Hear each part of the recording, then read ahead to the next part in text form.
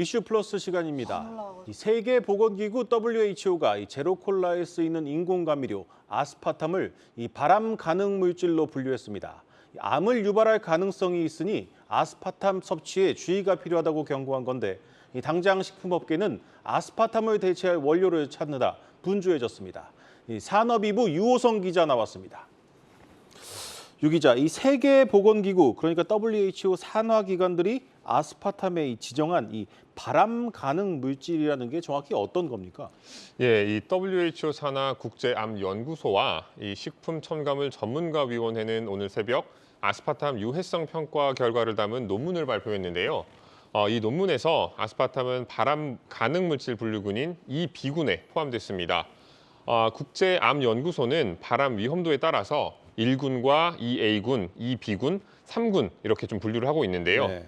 이 아스파탐이 포함된 이 B군, 그러니까 이 발암 가능 물질은 발암 가능성이 있지만 증거가 충분하지 않은 경우에 주로 이렇게 분류가 되는 그런 부분인 겁니다.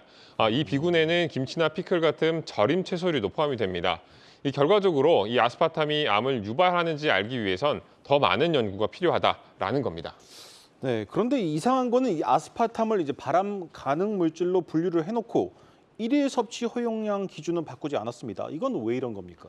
네, 이번 발표와 관련해서 관심이 높았던 것은 이 아스파탐의 일일 섭취 허용량 변화 여부였습니다. 네. 이날 발표에서 아스파탐 일일 섭취 허용량은 기존에 체중 1kg당 40mg을 유지했는데요. 이 체중 60kg이 나가는 성인이라면 하루에 아스파탐 2,400mg까지는 섭취가 가능하다는 겁니다. 네. 실제로 아스파탐을 사용하는 식품들에는 이 일일 섭취 허용량보다 훨씬 적은 양이 들어가고 있는데요. 저희 취재진이 이 하루 동안 아스파탐이 함유된 식품을 먹을 경우 어느 정도가 우리 몸에 들어오는지 직접 계산해봤습니다. 지수희 기자입니다. 이번에 발암 가능 물질로 분류된 아스파탐입니다. 유엔 식품첨가물위원회는 성인 60kg 기준 하루에 2.4g까지는 먹어도 된다고 말했습니다.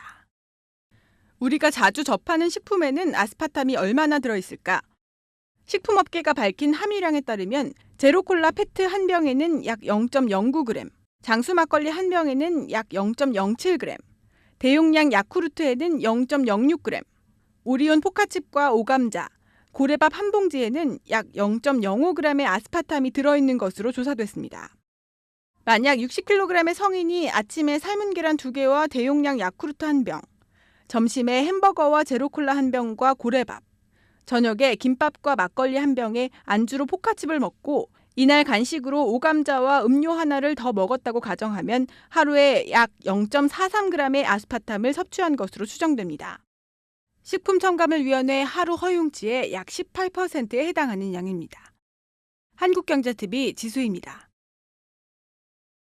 네, 이 얘기를 쭉 들어보니까 저도 좀 혼란스럽습니다. 일단 우리가 일상적으로 섭취하는 양은 극히 적고 발암 가능성도 명확하지 않다는 겁니다. 근데 그래도 소비자들의 불안감은 커질 수밖에 없는 상황인데 그렇다면 이 식품업계에서는 좀 어떤 반응들이 나오고 있습니까? 네, 이렇게 이 아스파탐의 일일 섭취 허용량 현행 유지 소식에 아무래도 식품업계는 이 촉각을 곤두세우면서도 대책 마련에 나선 상황입니다. 네. 이 아스파탐을 대체할 다른 대체당을 찾겠다는 건데요.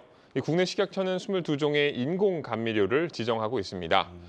오리온이나 크라운 제과, 빙그레 등 국내 식품 회사들은 사용하던 아스파탐을 끊고 다른 대체 원료를 쓰겠다는 입장입니다. 아스파탐이 안전하다고는 하지만 이미 발암 물질로 낙인 찍힌 터라 소비자 불안감을 걷어내는 일이 만만치가 않아서인데요. 이 아스파탐 논란에 홍역을 치렀던 펩시콜라의 국내 유통사인 롯데칠성음료는 좀 다른 입장인데 이 안전성에는 문제가 없다라고 발표하면서도 동시에 성분 변경 여부에 대해서는 결정된 사항이 없다고 했습니다. 네. 이 아무래도 이 글로벌 본사로부터 원료를 받아 병에 담는 이 보틀링만 하는 입장이다 보니 쉽게 결정을 내리기가 어려운 것으로 보입니다. 이 막걸리 업체들은 아스파탐을 당장 다른 원료로 바꿀 수 없다는 입장입니다. 단맛을 대체하기 위한 다른 원료를 찾는데 시간과 비용이 투입될 수밖에 없는데 이 규모가 영세하다 보니 대응에 시간이 걸릴 수밖에 없다는 겁니다. 네. 이 관련 업계 주가도 요동치는 모양새입니다. 에리스리톨 스테비아나 이 갈릭토 올리고당 같은 물질이 이 아스파탐의 대체 원료로 꼽히는데요. 이 아스파탐의 이들 원료로 대체될 거란 기대감에 주가가 올랐던 MSC, 네오크레마, 경인양행 등 기업들 주가는 이날 발표에 실망감을 드러내며 하락 마감했습니다. 네, 잘 들었습니다. 이슈플러스 유호성 기자였습니다.